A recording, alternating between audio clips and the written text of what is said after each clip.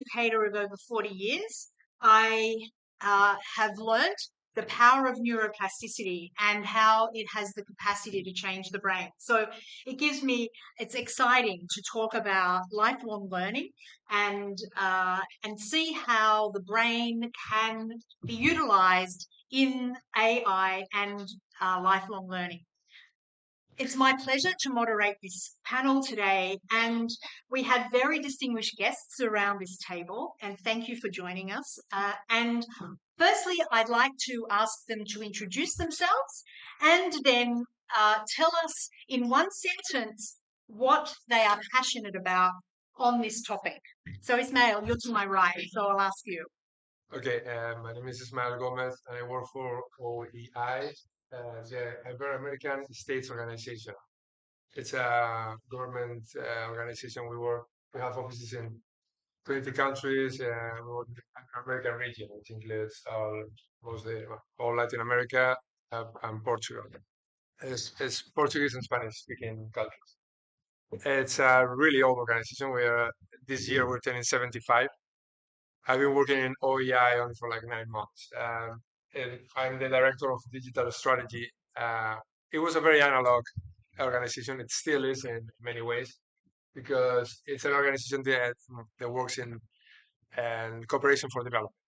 So we work in education, higher education, science, culture, human rights, and I come from the private sector, from the digital education sector. So I'm very interested in lifelong learning, and because especially in these aspects of what do you have to do, like there's a definition of lifelong learning. It says something like an ongoing activity, purposeful activity, allows you to learn throughout your life, but that lifelong, like that thing as a purpose and an ongoing activity, something that you will be able to do all your life. That is very interesting to me, especially uh, in how does it relate to the new developments in technology.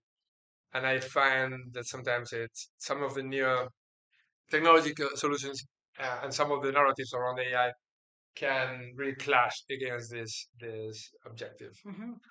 Right. Well, thank you. Alvaro. So my name is Alvaro Fernandez. I run a think tank called Sharp Brains, where we track applied neuroscience, basically latest brain science and how to apply it in different contexts. And I'm addicted to lifelong learning, so this is the panel. And I see so many opportunities to improve people's lives just to apply it, because we already know of the brain and the mind. So I think it's a super wonderful topic. Mm-hmm. And the angle of lifelong learning, or what I really love adults, potential we have, not to think education ends when we end high school or college, is lifelong. Mm-hmm. And we really need to inspire people and to equip and empower people to keep learning all their lives, because that's the only way we want to thrive in the society that we have now, with more and more cognitive demands and emotional demands from our lives. So it's a very timely Yeah. topic. Well, thank you for telling us that passion, Alvaro. Andres. Andres Burgerin, CEO and co-founder of Bot Lovers.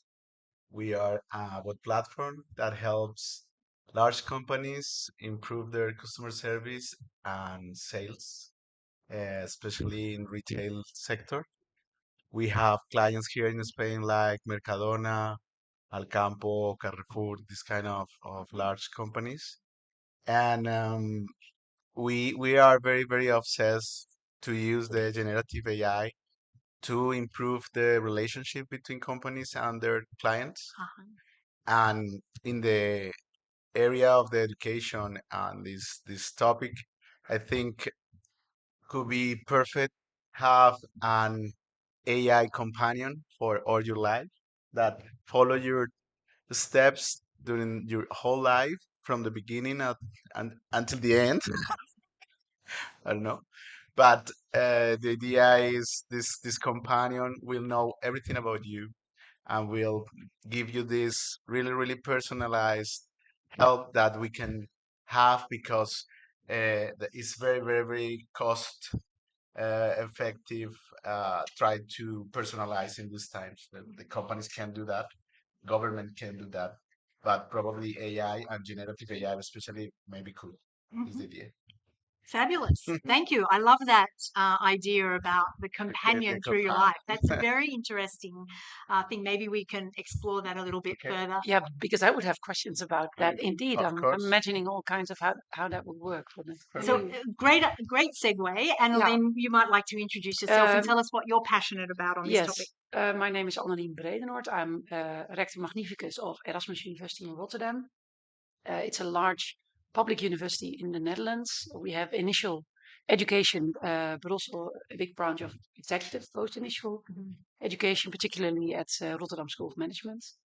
I'm also, or I was, a professor in the ethics of emerging technologies before I became a full-time executive. And I have a passion of, particularly in the healthcare setting, but also broader, how societies and organizations struggle with integrating technology, particularly emerging technology, into how they work, how they think, how they communicate. Particularly, I've been working particularly in academic healthcare settings. So how you integrate this in healthcare settings and how doctors make decisions, how patients deal with it. And in my role as a rector, I'm responsible for education. And now I am struggling myself with how to integrate AI into our entire educational programs, both in the sense of how do we offer AI to our students, particularly to our teachers, because the students know much more about AI and how to use, for example, Gen AI than our teachers do, but also more from the research side.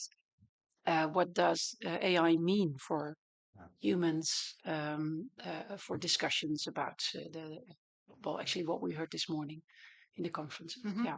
So that's actually my one of my passions. Yeah. Thank you so much. We have such a diverse group here and with different passions in this topic. I thought I would go to Chat GTP to ask what it thought lifelong learning was. And it tells me that lifelong learning refers to the continuous and self-motivated pursuit of knowledge and skills throughout one's life. It goes beyond formal education and extends into various aspects of personal, professional, and social development. And the goal is to foster personal growth, enhance career prospects, and stay relevant in the workforce and enrich one's life overall.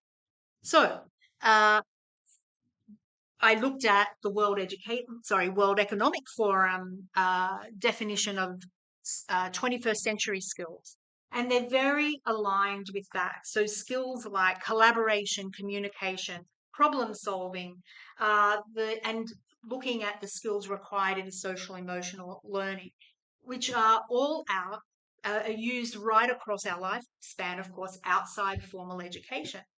So, so using that as a basis of the definition of lifelong learning, I will ask my first question, which is, what are the key elements of education that you think will help the lifelong learning of students? Who would like to go first? Okay. Thank you. I'll try. Okay, I think the definition ChatGPT gave you of lifelong learning. I'm just surprised that he didn't say lifelong learning is me. Yeah. And it says it stresses all the individual aspects, like personal, career prospects. And what about, nobody is self-motivated. I mean, we can be self-motivated, but all our motivations come from our social background, and people we relate to, we have relationships with. Yeah.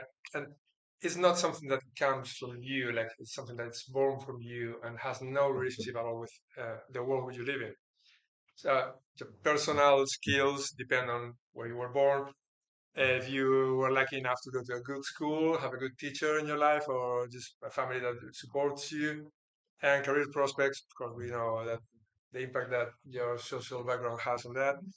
So there's no lifelong learning if it's you're stressing just the just your career prospects, your skills to develop, and you have a huge income or enough income in the future.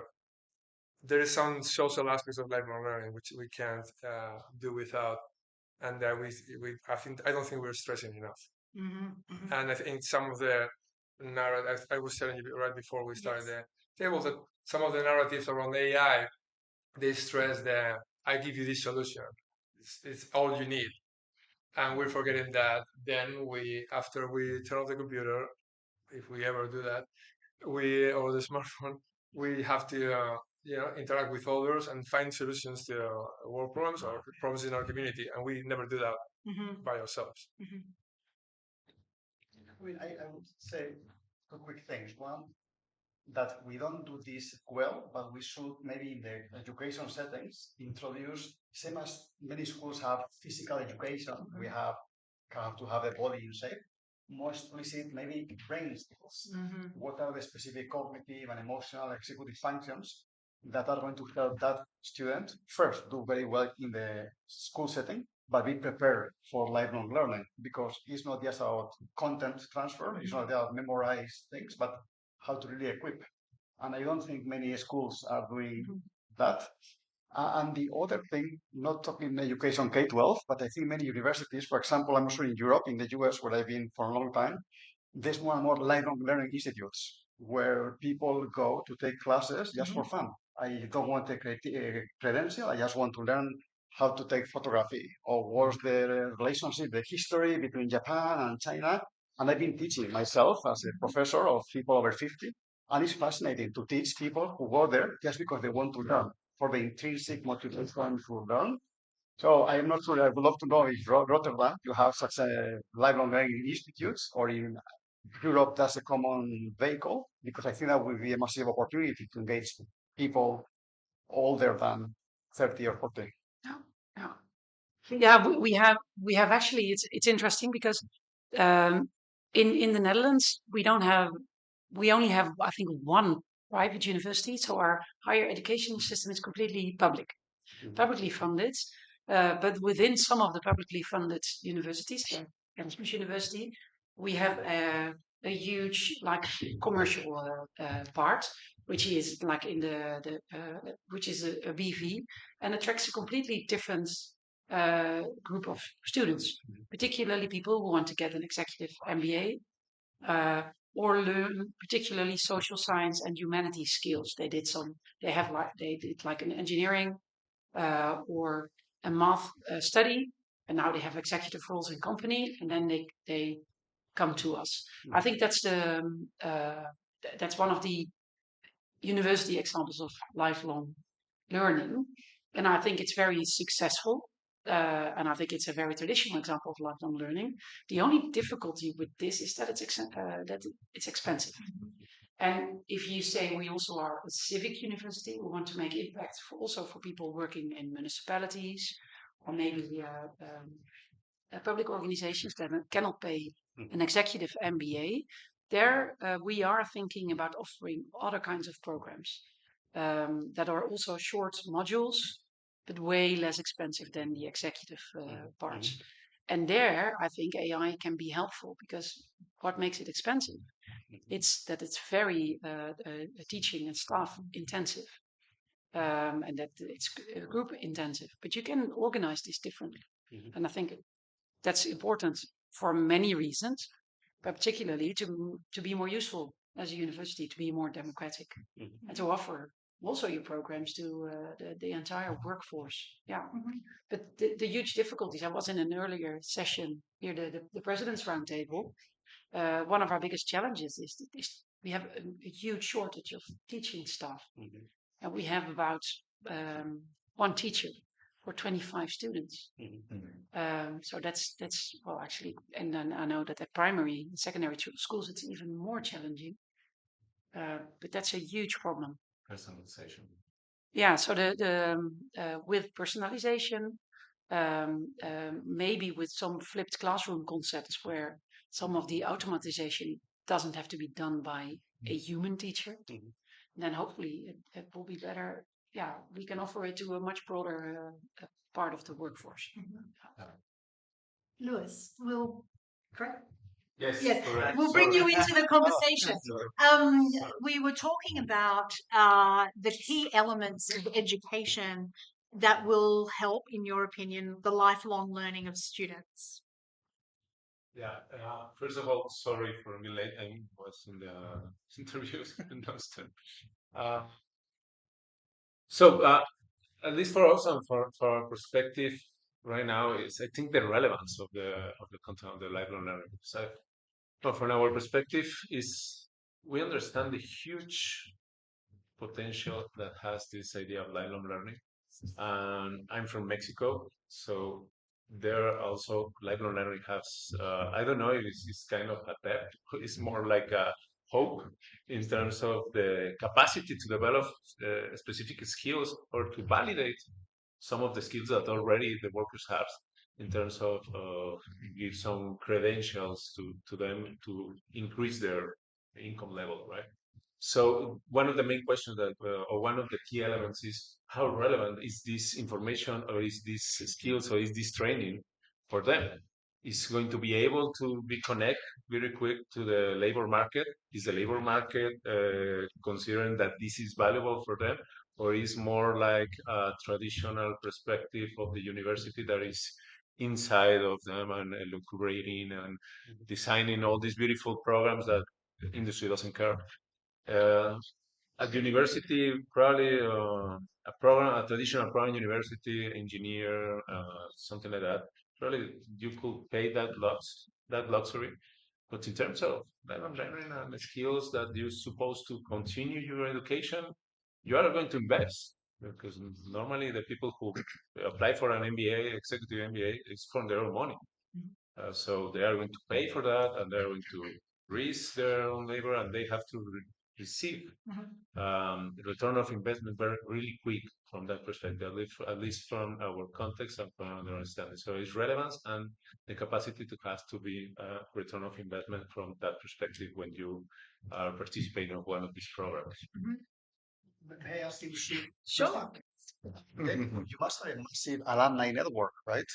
Thousands, tens of thousands. How do you, what do you offer some lifelong learning opportunities to those alumni? I mean, because that's a huge opportunity that I'm not sure universities are exploiting. Yeah, we have two different from technical trade system.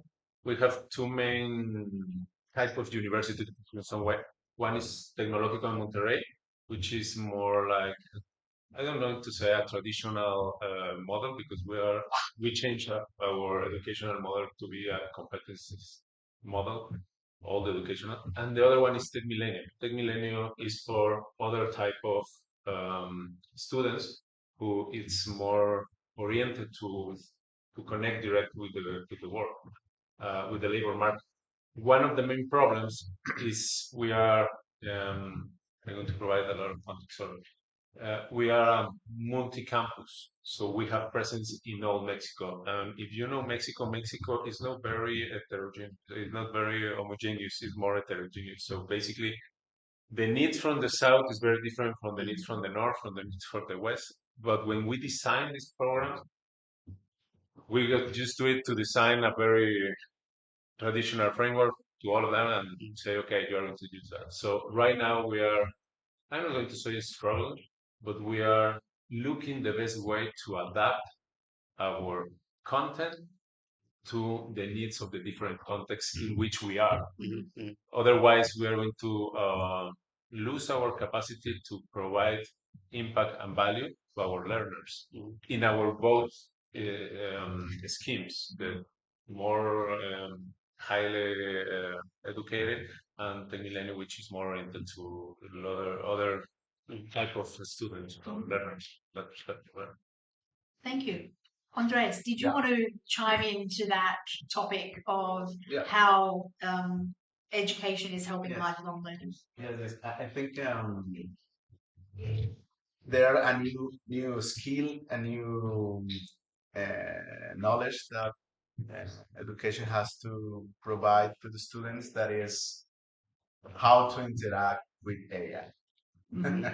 This is a new thing. This is new for everyone. And the point about this is very important because one of the big problems is that we don't know exactly how to interact. We are learning about how to take all this power of the AI and specifically the generative AI. And it's so hard give ChatGPT to students and later say that they have to use the critical thinking and give all the knowledge in one sentence. And I'm going to think if ChatGPT think for me, then what is my brain? What is my task? What I'm going to do? Yeah. But this is one important part of this new paradigm that we have to change.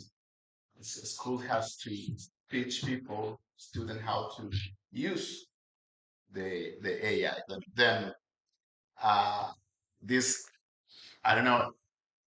We all know Khan Academy. Mhm. Yeah, Khan Academy launched a program in AI that is Khan Amigo Yes. or Amigo. Camigo or Yes. something like that. And one of the problems that they found was the students can't talk properly with the AI. They don't know how to do it. Yes. Then it's the same problem all about this prompting engineer and this kind of things that people are learning. Is we need to know again how to relate, how to have this relationship with the technology. Mhm. Then I think this is the most important part of this new way to interact for the rest of your life with this probably AI companion, but knowing how to do it. I think you bring up a couple of good points there. One will segue into my next question, but you brought up the critical thinking aspect. And earlier today, in one of the forums, there was a discussion around critical thinking because AI can give us points of an argument, both sides of an argument, two opinions, but the human has to make the choice about which side of which choice they want to make, and that's where the critical thinking skill comes in, which is obviously one of those lifelong skills. I'm going to just segue from what you were saying about students not being able to interact with AI, not ask the right questions. Because my next question was, how has AI impacted education on the quest for lifelong learning? So it's slightly different than what you're saying, but that impact of, well, AI has impacted education. Now the students don't know what questions to ask. So maybe I go back to you with that, and then I'll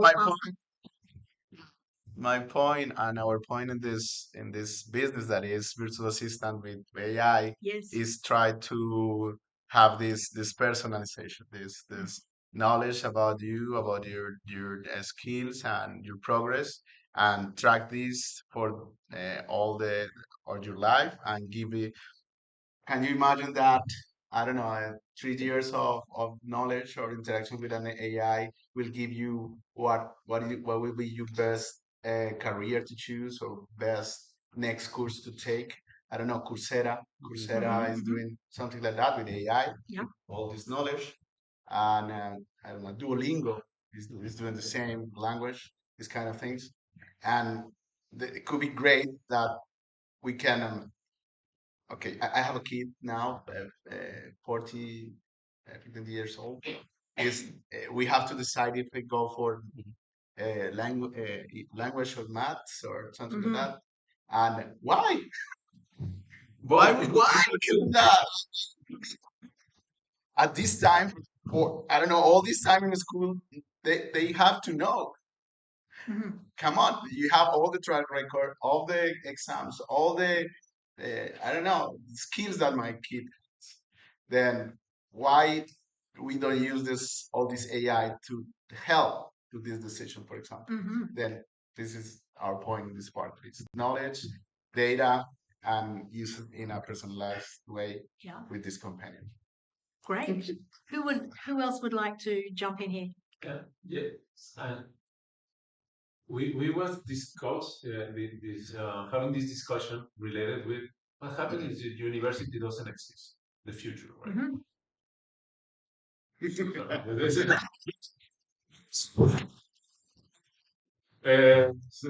Crash our business, something like that. Like non-invasive surgery. The certain moment you want to make yourself succeed. Yeah. Yeah, this is kind of And the thing is, who's going to be in charge of creating all this knowledge first? Second, who is going to define what is these pathways that you're supposed to take? If it's the AI, then who are teaching the AI what is the pathways that she's supposed to follow and what is the main contrast, to put it in some way. And then it's these big companies, these big corporations having a big influence on that perspective because Coursera is going to say, okay, Microsoft, what do you need?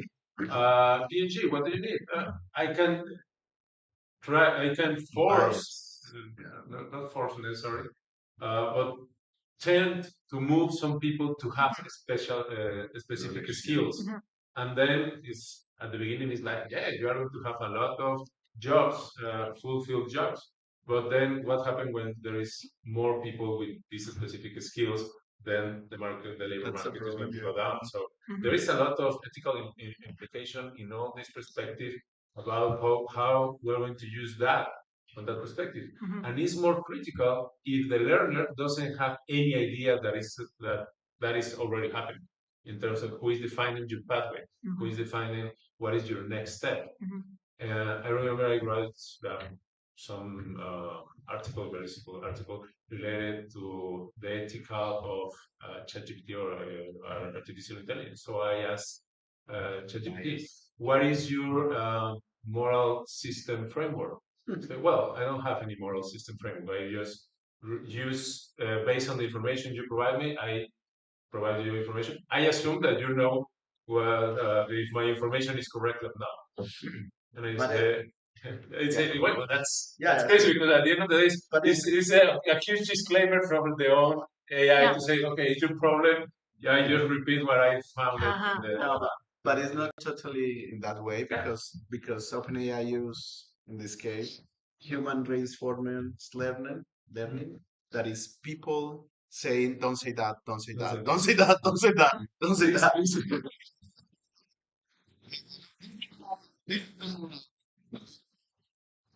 Yeah, I don't believe that universities will disappear. I don't believe that. Universities are centuries old, but I am convinced that the future of education will change and that there will be other models next to or competing with universities. And but in the end, the function of universities is also, particularly in the initial education, not the lifelong, but the 18 years old students who come in, find a group of friends, find their communities. Universities have some kind of trustworthiness and they have accreditation. So if you could go to a certain top 100 or top 200 university, it's also what the quality of the logo and the university you are studying. But I am convinced that if universities do not change and keep up to pace with developments in technology, and AI is, I think, the most important example, then many of the universities and also of the task will become old-fashioned. And I also think we will shrink as universities. So but yeah, I'm quite convinced that university as a concept will stay strong. Yeah. In fact, I don't think universities will shrink. I think they will expand. The question is, maybe they will use AI. I mean, right now, I would love to go to your website. You have all these professors and students that have collective wisdom and knowledge, but I cannot access that. But maybe you will have trained some ChatGPT Rotterdam. I can go to your website and ask, hey, what does Rotterdam have to say about any topic? Or Monterrey, right? And I go, and that way many people have access directly to that knowledge for free, scalable, or you charge something, and then whoever wants the socialization and the credential then goes to the university. But I think it opens a lot of channels, a lot of opportunities. It's an example of open science. Correct. That even React responds to. Yeah, I think it's an interesting idea. Sorry, if to jump in that perspective. And also is we need to routine. I don't know if it's to routine or to redefine or I don't know how to put it, the role of the universities on that perspective. And I think it's going to be I don't know, it's an opportunity or it's a consequence that is going to create this gap between those university who is, like you mentioned, 200, 400 years, that is very concerned about the knowledge they are creating, and the other one who is just repeating some knowledge and doesn't care anymore. So we probably create that. Yeah. Oh, We connect knowledge production is, I mean, AI has, technology in general has changed education. It's been doing it so for like, I mean, my experience, my professional experience, when I started working in education, I mean, in the ed tech sector, it was like 20 years ago. And I saw how it changed everything. And not only that, all of a sudden it was like tech companies started to see how interesting the education market was because they were not paying that much attention 20 years ago. Of course, there were some educational products, but I remember digital learning was in the hands of a few companies with really primitive platforms, and SCORM seemed like science fiction back then. Now, this is like a growing market. Everybody wants to know what they will need for the future, for have a job, and it's changed education in many amazing new, great ways. And AI, I think, for example, you were talking about personalized learning. I don't think you can really defend personalized learning at the same time let the system decide for me. You have to I mean, you really need to defend your right for personalized learning. At the same time, you need autonomy to make your own choices. And yeah, does the system know me better than me? Then what have I learned? Basically nothing. I can repeat a lot of things, but I don't know anything if I can't make my own choices. And I was saying, I was mentioning somehow some narratives around AI. They basically tell you this is all you need. That's why I was joking about how ChatGPT was saying lifelong learning is me. Is keep using it, keep coming back. And the interaction with AI is changing because companies know the people get used to something. I need the next new thing. So I would, and that's why they're implementing some tools, some ways to approach the customer so that it keeps coming back. For example, I wrote this version of ChatGPT, like this Chinese GPT that was, I can be your older sister. I can talk to you like that brother that you know, especially in China, that brother you don't have. And so there's this kind of emotional, like, yeah, I wouldn't say blackmail, but manipulation. So the way we interact, how are we learning how to interact with AI? And in terms of education, we need the opposite. We need to give people as much autonomy as they can handle. And there are some uses of AI that are really productive in that regard. And especially I don't think that there is a technology that's going to solve all your education problems, but there are approaches like methodologies where people, especially teachers, whose importance I think is bigger than ever, to accompany people. I don't think it's going to be like a product or a company that's going to sell a solution to the family so you can skip the importance of the teacher. You need to stress how important the accompaniment that those teachers are doing. And the technology is there just to help him. For example, just free up some time for the teacher so he has more time to observe and be able to assess. Teachers have to assess the new skills that the student needs. It has to change. Yeah. So on that then, looking at the impact of AI in education, is that the future? Is that where education should be focused now? AI. Well, you were saying more than AI, right? You were Yeah. saying what the role of what the teacher now is able to do and what students can access there. And thinking about the lifelong learning aspect of this, actually, it may be outside of school and outside of university. So, what is that impact? Okay, if you were talking about, you were saying that the lifelong learning means it has a purposeful, there's activity to learn during your whole life. AI is not going to give you purpose. If you rely on AI to have purpose in your life, you're screwed. Yeah. I mean, let's face it. Because AI is going to be, right now, there is like the commercial AI is concentrated in the hands of 3-4 huge companies, which are growing, and they're telling us, I'm all you need, again. Right? And there you have other non-commercial AIs. For example, not long ago, I was talking to Miguel Mendoza from Tech Monterrey, from the Mexican Society of AI, and we're talking about they feel like nobody's listening to them anymore because they are not competitive in the private AI sector. because they don't have the money that they need to invest in this huge mega computation, like this mega trillions of matrices, of parameters, sorry. And so there is like seriously, if we're going to rely on 3 or 4 huge companies and they're buying all these startups, you have this startups gets in the first round maybe $1 billion, mostly from Saudi Arabia, Qatar, Dubai. Those are buying. Those are putting a lot of money for those startups, and then you just think that civil society will just allow these AI companies to tell us where we should be heading our societies. Maybe we should think twice. And I'm just saying that. We have a few more minutes, and so I'm going to ask anyone who is listening to this conversation today if you have any questions. I have a question. Sure. So when I came to the panel, I was thinking about the opposite of its title. I was thinking, what kind of lifelong learning is worth doing without AI?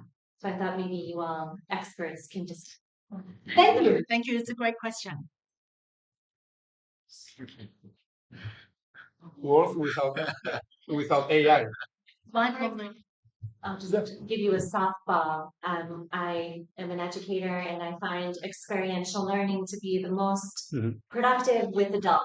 So adults learn by doing, and it allows them to get outside of their comfort zone and try something new and have childlike wonder with learning.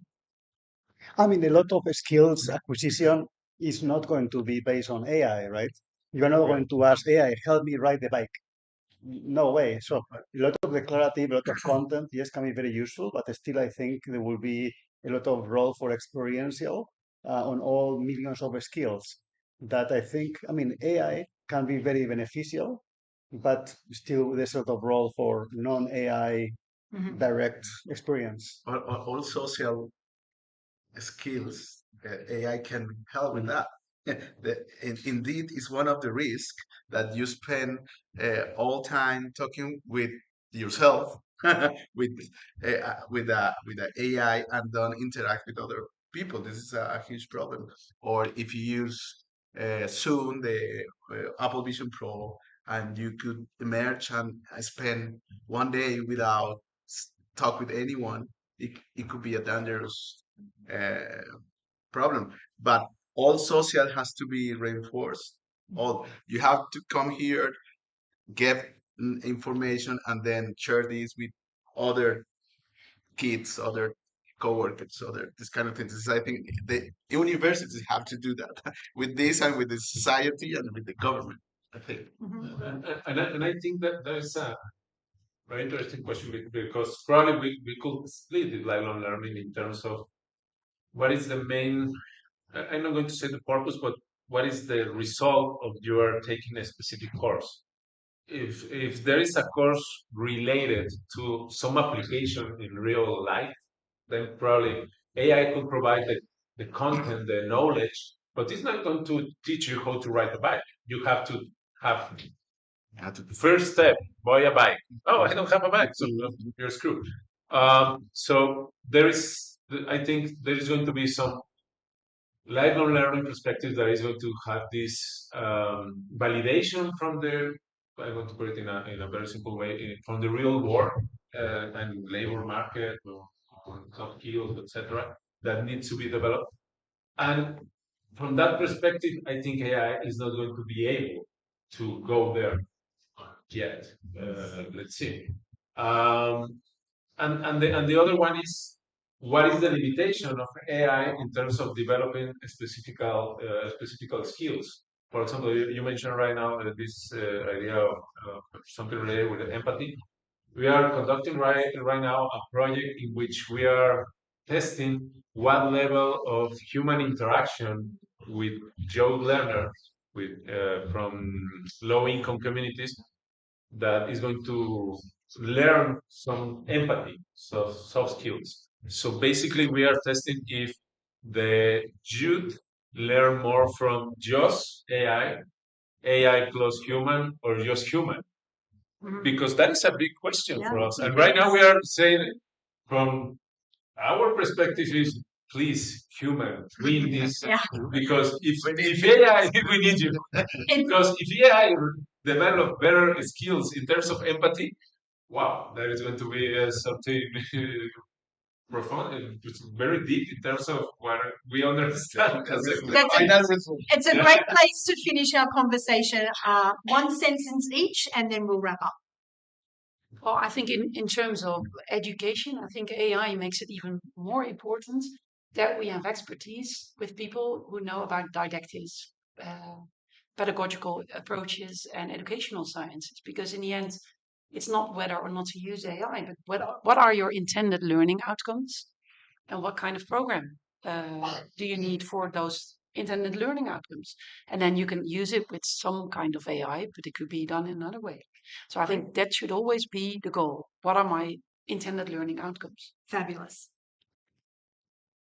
Let's wrap up now. Yeah. Great. I think as in our way of see the AI won't replace people. Yeah. It's not the idea. Mhm. AI and generative AI will replace task, a specific task, and in education it will be um, a complement of the real people interact with other people, and plus AI. This is the right combination for us. Fabulous. Thank you. I think for me is we need to lifelong learning achieve their promise for all the world, and I think AI could be or should be this enable to achieve this promise that lifelong learning is there. Thank you. Alvaro? I think it opens a massive opportunity for one word, but in fact, the new rector of UCGC said yesterday, Hector, I'm not sure if you know him, he said the role of the University of the Future is to be relevant. So I think with AI, we can allow much more in the moment lifelong learning when you need it for that moment in way that until now were impossible because I don't have time to do 1 year MBA in Rotterdam, but if I need something right now and I have my personal AI assistant, it's going to open a world of opportunity and knowledge. Great, positive way to finish. And one last comment. I was thinking, talking about human replacement with AI, and I was like, is AI getting that good that we can, rely on it for empathy or our goals? And I remember, when people were saying, "Oh, the algorithms in, for example, like Facebook or Instagram are getting so much better. They're getting almost like human-like." No, they're silly. The thing is, we humans have an amazing capacity to adapt to any environment. And if we find that, you post a picture with a very thoughtful, food saying, talking about climate change, whatever, it doesn't understand it, so it doesn't promote it as much as if you just happy face and saying, I feel great about myself. They promote something very simple that the machine can understand, and we adapt to that. And we need success in in that technologically based social platforms. So we adapt, and we sometimes we're turning more stupid. So instead of thinking relying on just thinking AI is going to replace us, okay, that you just should use that as an excuse to get better at being human in the regard of, what I mean is being more intelligent. Just take control of your own, your own goals, and just learn. And not only, I mean, we should expect not just people to pursue lifelong learning, also institutions, universities, high schools, the educational system. The labor market learns a lot, and learns very fast. But we should also expect that from when we take our kids to university, or when we go to university. I expect the university to change, also to learn and change with time. Thank you very much, everyone. Thank you very much for this conversation. Thank you. Thank you.